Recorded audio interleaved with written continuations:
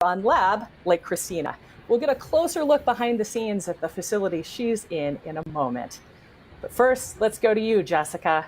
Jessica Clark, fault protection engineer. Let's start with that. Let's unpack that a little bit. What is fault protection? Yeah, thank you, Stephanie. So fault protection is kind of a unique field at JPL. And the metaphor that I sometimes hear people use is that we're kind of like the doctors for the rover. So because there's nobody to take care of the rover on Mars or en route to Mars if it encounters an issue, we actually have to equip Perseverance with the ability to diagnose problems on itself. So we build in all of this software to help Perseverance detect if something has gone wrong. And then there actually are several spare components that she can use and swap to if she encounters an issue. So in addition to that, we kind of operate like the doctors in operations once she's on her way to Mars, because if there is a problem, Perseverance notifies the team on the ground, and then we work to try to diagnose what's going on and try to get her back to full operations. Now, you're at home right now. You'll be on console at JPL tomorrow. What will you be doing? Hopefully not getting too nervous, but really just getting excited. And our team is going to be looking at the data coming from Perseverance and assessing whether everything looks nominal, both before the launch and then after we launch. Once we launch, we'll actually have about 45 minutes or so before we go into what's called an eclipse. So we'll go behind the Earth and the sun will be blocked out. And during that time, we will separate from the rocket. And so that period of time we'll actually lose data, lose visibility. And then when we come out of that eclipse, we will begin receiving data from Perseverance's own radio. So that'll be a huge event where we're looking forward to seeing data for the first time being transmitted by Perseverance on its own radio. I can't wait to see what the shot looks like out of mission control, although you'll all be social distancing, so maybe not quite as many high fives, right? Correct. Yeah, we actually have had to do a lot to kind of work in this new realm with COVID. So we have very strict cleaning guidelines when we come into our console. We're all going to be wearing masks, so you won't really be able to see us smiling ear to ear. And then, our typical jumping up and down in high fives, you probably won't see us doing that. And we are going to try to eat peanuts, which is a good luck tradition, but we will be doing it in a very discreet and safer way, but still want to try to carry that tradition through. Fantastic. All right, so I've got a million questions, but that pales in comparison to the number of questions who are coming in from people online, and I want to make sure we get as many as possible. So over on Twitter, Fragile Fern has a software question for you. So speaking as a software developer, she's curious, what programming language do you use to control various functions on the rover? That is a really good question. So I actually don't write the software, but we do what we call specify it for our software engineers to go and write the code, and it's all in C. So you might be familiar with that. And it's there's no special JPL language that we use. Excellent, excellent. Now I'm just scanning through here. Let's see. Cameras. May I ask you a question about the cameras? Sure. All right. So here we go. Amal on Twitter wants to know, how will Perseverance clean its cameras? What if dust particles cover it? That's a really good question. So I'm not quite as familiar with the cameras, but I do know when we land, we're worried about dust accumulation from landing itself. So the cameras are equipped with dust covers that then once all that dust has settled and we've been on the surface safely, we pop them off. if after that fact there is some dust accumulation, I don't think there's that much we can do other than kind of rely on the ambient winds to clean them off. But I know on MSL, which has been on the surface of Mars for years now, we haven't had any major issues with dust accumulation. So I think we're kind of hoping for the same thing. All right. And, a lot of folks want to know, how do you even get a job like this? What was the path that you took to get to JPL? Yeah, it's kind of a winding and seemingly random path. You can't major in fault protection engineering in college. So I realized I wanted to be an engineer around when I was a senior in high school. And I applied to Georgia Tech. I switched majors 2 times. I went from undecided to biomedical. I thought I wanted to be a real doctor, then realized that wasn't for me. So I went into aerospace engineering and just happened to kind of fall in love with it. And through that, I got internships at JPL. And that was a great way to kind of get acquainted with JPL and how NASA works. So through that, I got hired at JPL. And then fault protection, again, was something I never had prior experience in, but I actually completely love doing fault protection engineering, and I don't know if I'll ever kind of switch out of it.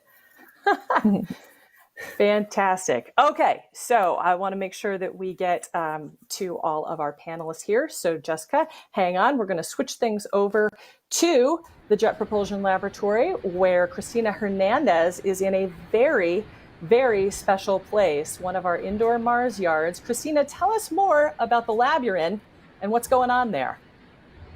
Yeah, so thanks for having me. So right now I'm in the flight software test bed.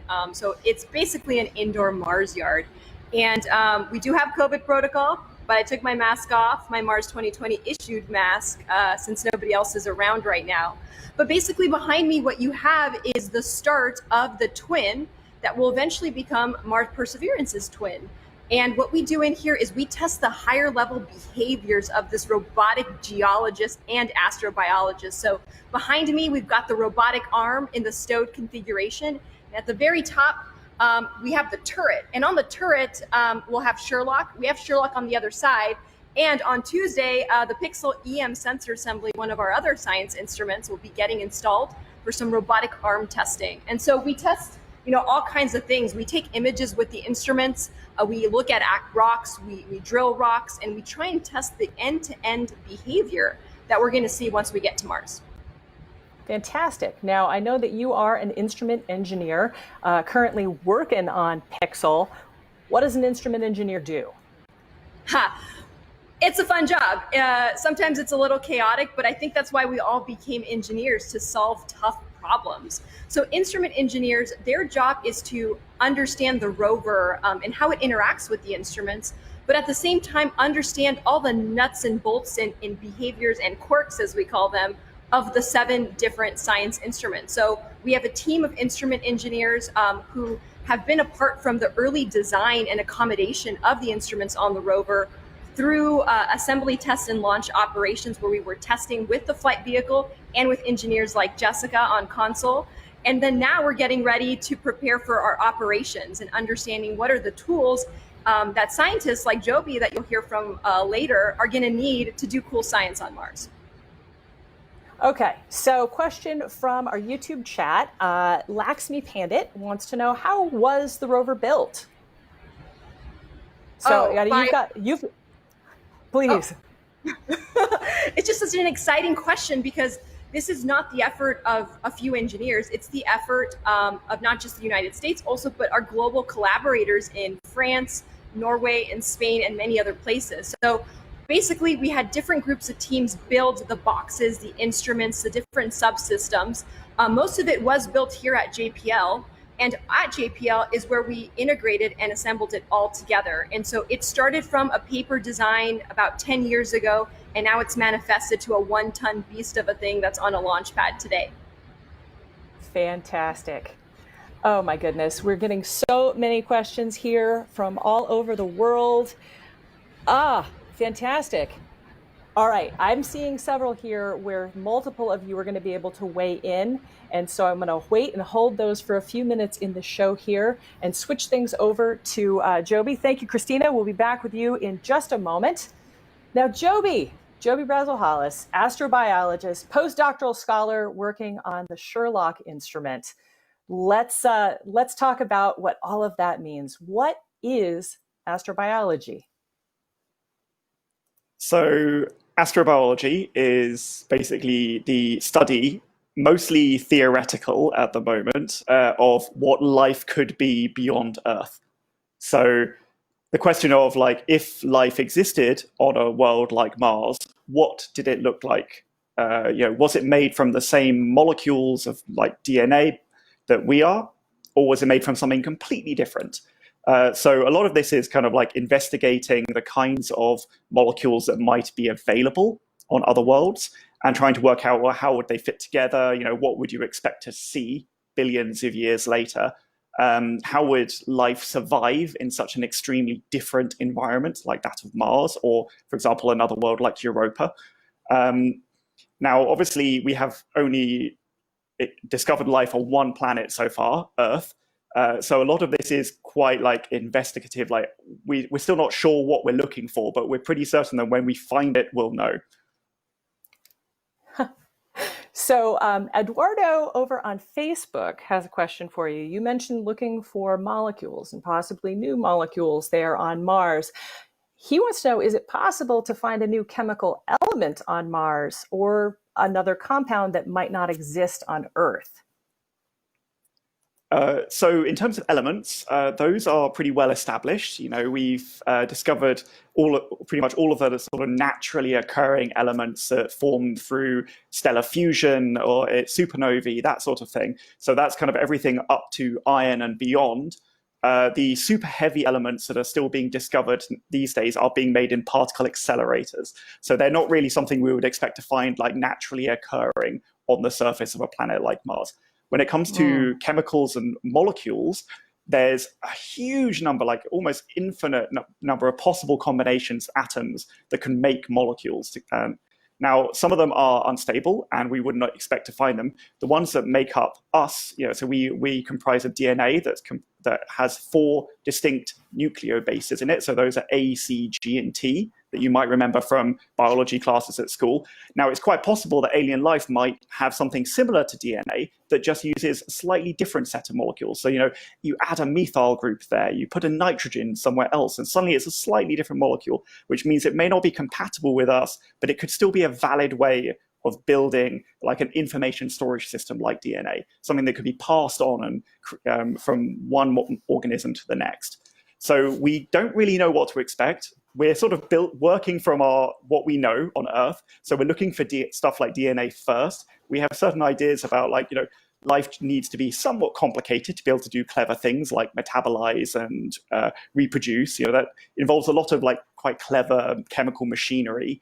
That requires a certain minimum amount of complexity. So we're looking at lots of different molecules put together in a way that we have not yet observed in any of the studies we've done of organic molecules from things like meteorites, samples of Mars that have crashed on Earth from hundreds of millions of years ago. We found organic molecules, but they're all extremely simple, stuff that could have just formed through natural geochemistry, so like the chemistry of rocks. So they could be the building blocks of life, but they are not proof of life.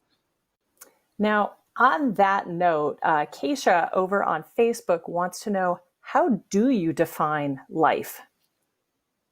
Okay, that is a very big question. I do not feel like I am qualified to answer that. I'm not sure if anyone really is qualified to answer that.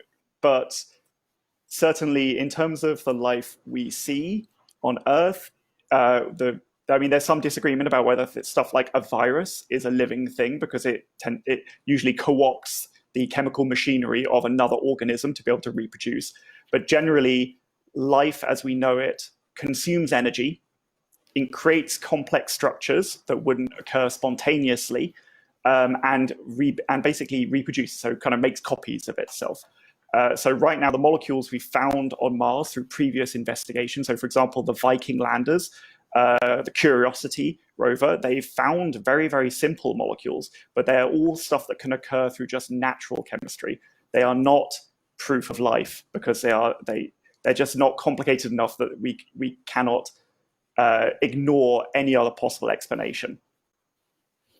Well, okay, now that you've tackled one of the biggest questions out there, thank you. It's all just going to be so much easier from here on out. And not one of us can do this mission by themselves. So at this point, let's bring everybody back and start to get some perspectives from everybody, because the work that the three of you do as part of this mission team with thousands of people on it is all interconnected.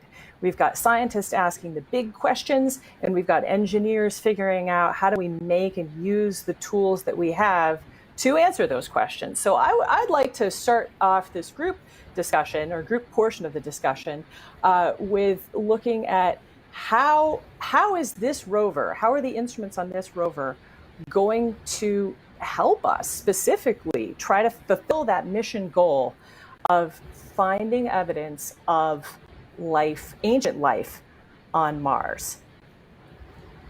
Do we want to start with okay, you can Rochambeau. Do we want to start with the hardware or with the science? I was going to start with the hardware. It seems simplest. Let's start there. Yeah, then we'll have Joby finish it up and polish it off. So we have 7 instruments on the rover, and when they were selected with the intent that they should all complement each other to meet one of our that science objective of looking for signs of ancient life. And so we have 3 spectrometers on the rover: SuperCam, Sherlock, and Pixel. And they're going to be using chemistry and astrobiology processes to try and understand, what chemicals and organics are present on the samples that we'll drill up with the rover. At the same time, though, we need context. And that's one thing that I appreciated being an engineer is if you have a piece of data, you need the context of where that data came from. And so all of our other instruments like RIMFAX, our ground penetrating radar, META, our weather station that's going to understand humidity and pressure and that sorts of thing, MASCAM-Z, that's kind of like the eyes of the rover. All of these instruments are really contributing to understand the context of the samples that we take. And I don't want to forget MOXIE, because I didn't mention MOXIE, but MOXIE is going to help us with a separate big goal. But I'll let Joby finish it off with the science aspect. So these instruments, they've been selected to try to catch as wide a range of data as possible. So, for example, Pixel and Sherlock on the rover's robotic arm, they were both designed to scan the surface of a rock. Yep, Christine's pointing to them, which is awesome.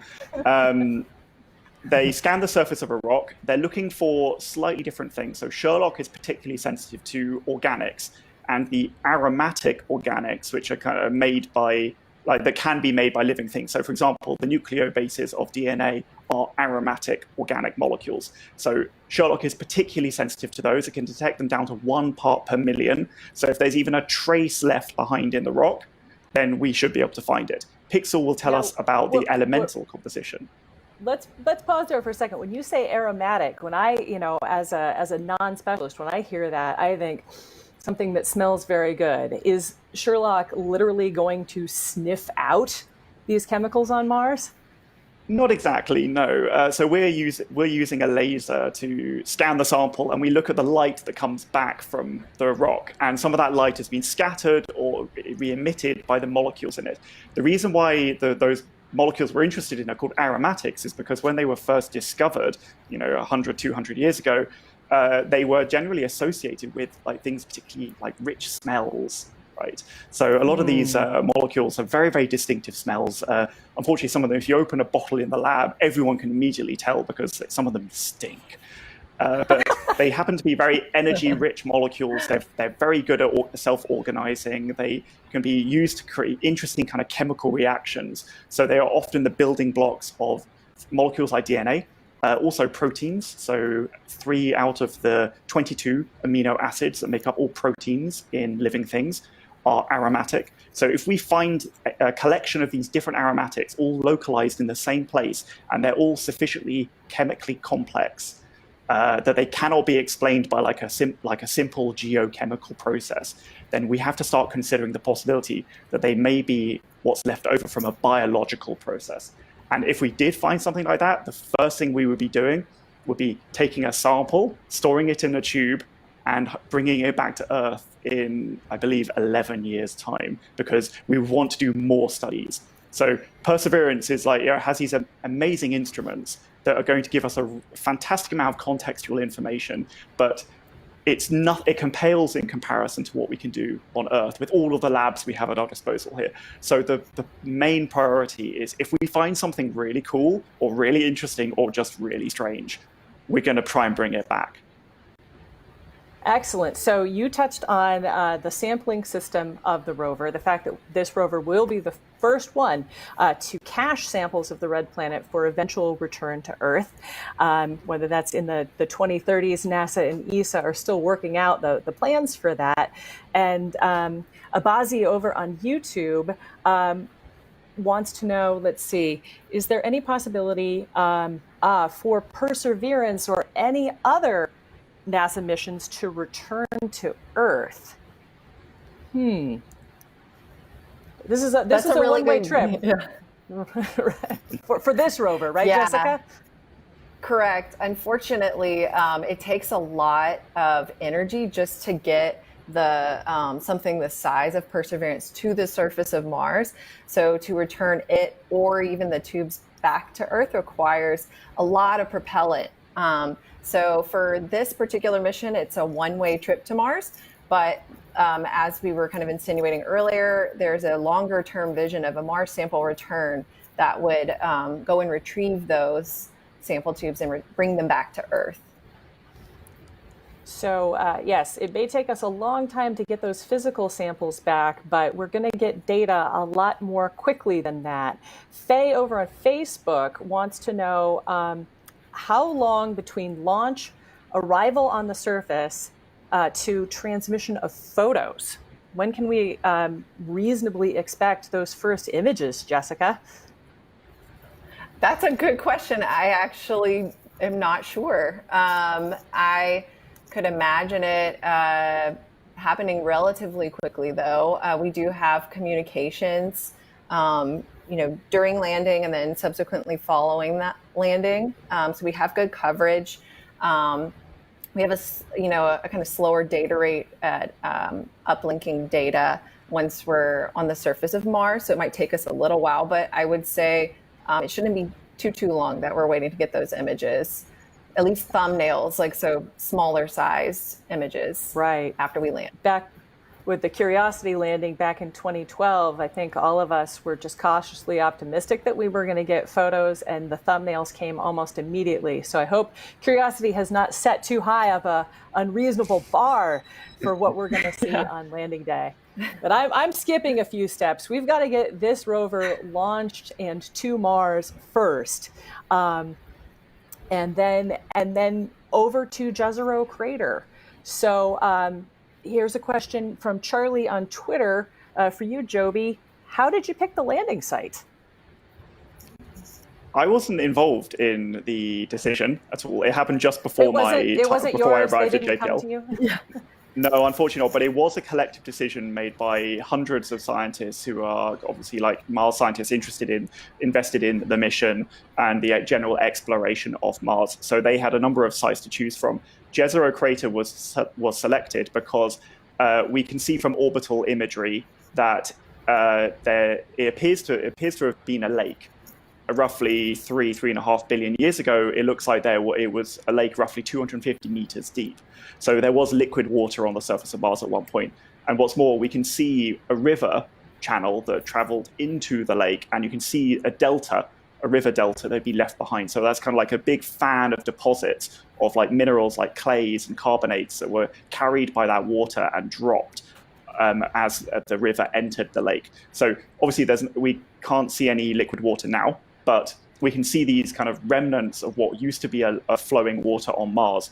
And those deposits, those clays, those carbonates, based on what we've seen on Earth, they tend to be very, very rich in organic material. So anything that was living in that water could be preserved over billions of years in those deposits. So by landing in Jezero Crater, we're getting immediate access to effectively a geological and potentially an astrobiological record of what was going on in that water system. And that's going to be incredibly invaluable for understanding the history of Mars, and especially things like, was Mars habitable 3 billion years ago?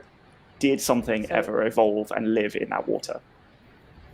3 billion years can leave a lot of sediments behind. And I have a very practical question for you, Christina, from Edgar on YouTube, who wants to know, how deep can this rover drill? Wow, that's actually a good question. I don't know if you know it, Jessica. I do know, though, that we have the ability to image the subsurface of Mars. I kind of alluded to this earlier with RIMFAX. And so you could imagine RIMFAX giving us some context of what's underneath the subsurface, and then the coring team coming in and taking some samples. But I don't think it's quite deep. We've sent other landers like InSight, for example, that were able to penetrate much deeper. We're really trying to just get right below that subsurface. If Perseverance's drill is 5 centimeters, I believe. There we go. So it's the same, on the same order as the Curiosity rover, which is currently up there on Mars. I think it's getting a final taste of the clay unit right now. So we love all our robots, right? It's not just about Perseverance and our whole Mars exploration program. My goodness, we've got so many people around the world working on this who are so excited. And I just want to make sure that everybody has really just had a chance to get to know all of you today, to see you. And before we wrap up this show, I want to ask, how are you feeling? How are you feeling as we head into launch? I don't think I'm going to get much sleep tonight. So not much sleep from Joby. Jessica, how are you doing? I'm doing okay, actually. I have a strange sense of calm, even though tomorrow we're going to be on console. And I think the biggest thing is I'm just trying to shift my sleep hours so that when I wake up at midnight and go into work, I won't be completely zonked. But I'm excited. I'm ready. And how about you, Christina? I'm super excited because with the launch, it means that it's time to do more testing to get ready for the surface of Mars. So there's a lot of work to do. It's all about job security for you then, right? Duh. Well, fantastic. I want to thank you all for your time, and for everybody watching online, thank you for the fantastic questions. We hope that you will be watching live with us as Perseverance lifts off for the Red Planet. Our launch coverage will start at dark 30 here in the Pacific time zone. We'll be going live at 4 a.m. Pacific, 7 a.m. Eastern, 1100 UTC, with liftoff expected about 50 minutes later. And we will be streaming live on NASA television, the NASA website, YouTube, Dailymotion, LinkedIn, Facebook, Twitter, and Twitch. Don't forget that you can follow the rover at NASA Persevere on Twitter and Facebook. All of us here at JPL, at NASA JPL, wherever you get your social, and all of NASA's missions at NASA. Don't forget to use the hashtag Countdown to Mars to join the conversation. Be safe, be well, and we'll see you online. Thank you.